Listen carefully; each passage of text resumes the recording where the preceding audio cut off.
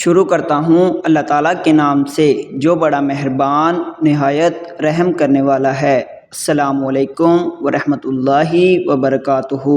دوستو، اگر آپ حدیث سننا پسند کرتے ہیں تو ہمارے چینل کو سبسکرائب کر لیں اور ہماری ویڈیو کو اپنے دوستوں کے ساتھ لازمی شیئر کریں۔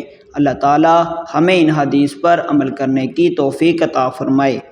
رسول اللہ صلی اللہ علیہ وآلہ وسلم نے فرمایا، کوئی شخص تم میں سے موت کی آرزو نہ کرے، اگر وہ نیک ہے تو ممکن ہے نیکی میں اور زیادہ ہو، اور اگر برا ہے تو ممکن ہے اس سے توبہ کر لے۔